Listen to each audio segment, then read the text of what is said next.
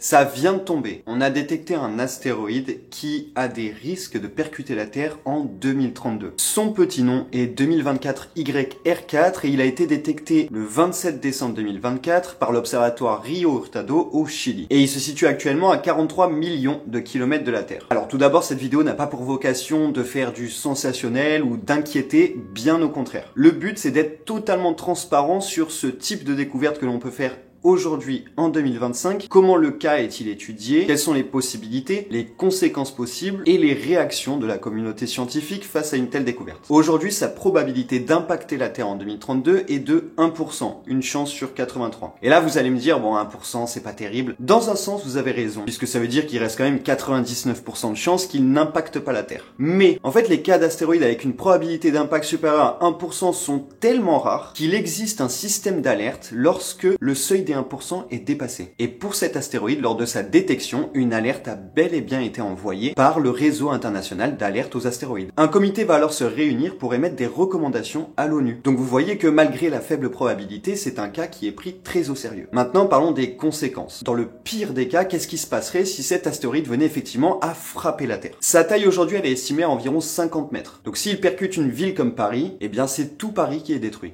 Voilà, ça c'est le pire des scénarios. Maintenant, pour relativiser un peu, si effectivement la trajectoire de l'astéroïde venait à croiser celle de la Terre et que aucune des méthodes n'a marché pour le dévier, ça on en parlera un peu plus tard. Il y a quand même beaucoup plus de probabilité qu'il tombe au-dessus d'un océan ou d'un désert sur Terre. Parce que pour rappel, sur Terre, il y a énormément plus d'étendues d'eau ou d'étendues de désert comparé aux zones habitées. Maintenant, aujourd'hui, il n'y a aucune raison d'avoir peur pour plusieurs raisons. La première, c'est qu'on l'a détecté assez tôt. Et ça montre que le système de surveillance et de mise en alerte vis-à-vis des astéroïdes marche plutôt bien, puisque d'ici 2032, on a largement le temps d'anticiper une éventuelle collision. Et pour rappel, il reste quand même 99% de chance qu'il n'impacte pas la Terre. Deuxièmement, maintenant qu'on l'a détecté et qu'on le surveille, il y a de fortes chances que sa probabilité tombe à zéro. Comme ça arrive très souvent quand on surveille des astéroïdes géocroiseurs, c'est-à-dire qui peuvent potentiellement croiser l'orbite de la Terre. Troisièmement, et je le disais, on a largement le temps de se préparer. Déjà en avril 2025, l'astéroïde va retourner dans la ceinture d'astéroïdes qui se situe entre Mars et Jupiter. Donc ça veut dire qu'il ne sera plus observable d'ici 2028. Donc ça veut dire qu'il faudra attendre 2028 pour recommencer à l'observer et étudier plus en détail cette probabilité d'impact. Donc à l'heure actuelle, ça ne sert à rien de faire quoi que ce soit vis-à-vis de cet astéroïde. Et maintenant, si après 2028, il s'avère que la probabilité d'impact est un peu plus importante, et que donc ça nécessite qu'il faille agir, on est capable aujourd'hui de déployer des moyens très rapides pour contrer une probable collision avec un astéroïde. Et on l'a déjà fait avec la mission DART en 2022. Cette mission a été un énorme succès puisqu'elle a réussi à dévier l'astéroïde Dimorphos en envoyant une sonde percuter à toute vitesse l'astéroïde. Et cet impact a fortement dévié la trajectoire de l'astéroïde. Et pour rappel, Dimorphos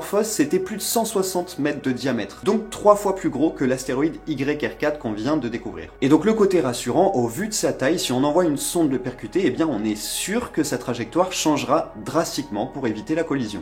Donc, en résumé, l'astéroïde YR4 est un cas à prendre très au sérieux puisqu'il dépasse le seuil d'alerte des 1% de probabilité. Maintenant, cela veut dire quand même qu'il y a 99% de chances qu'il n'impacte pas la Terre. Ça, il faut bien le garder en tête. Grâce à la technologie qui évolue et les moyens d'observation de plus en plus performants, on a réussi à le détecter très rapidement. Ce qui nous laisse énormément de temps pour l'étudier, affiner les prévisions et se préparer au cas où, dans le pire des cas. Et dans le pire des cas, justement, si sa trajectoire croiserait toujours celle de la Terre d'ici quelques années, eh bien nous avons des moyens d'action très efficaces que l'on peut déployer très rapidement afin de dévier l'astéroïde de sa trajectoire. Donc vous l'avez compris, pas de quoi s'inquiéter bien sûr aujourd'hui, mais je trouve ça intéressant de voir que des cas d'impact, même avec des probabilités très faibles, sont étudiés très précisément, parce qu'aujourd'hui on se sent à l'abri, mais un astéroïde qui percute la Terre, ça peut toujours arriver. Et il est rassurant de voir les progrès qu'on a fait jusqu'ici, notamment en termes de surveillance spatiale, qui aujourd'hui est capable de détecter loin des objets petits, et en plus de pouvoir déployer des moyens d'action rapides pour protéger notre Terre. Et d'ailleurs, avec les technologies qui avancent, les télescopes de plus en plus performants, et bien cette surveillance spatiale est emmenée à nous faire détecter de plus en plus de cas. Donc ce serait pas étonnant que dans les prochaines années, vous voyez de plus en plus de cas d'astéroïdes détectés avec des probabilités d'impact, parce qu'avant ça, les moyens technologiques et d'observation ne permettaient tout simplement pas d'observer des astéroïdes aussi petits, aussi loin. Et donc d'un côté, je dirais que c'est rassurant de détecter autant de cas d'astéroïdes qui peuvent potentiellement être dangereux, puisque ça veut dire que le système de surveillance et d'alerte marche de mieux en mieux pour pouvoir anticiper l'éventuel pire scénario possible. Voilà, j'espère que cette vidéo a été instructive, n'hésitez pas à vous abonner, on se retrouve bientôt. Bon ciel à tous,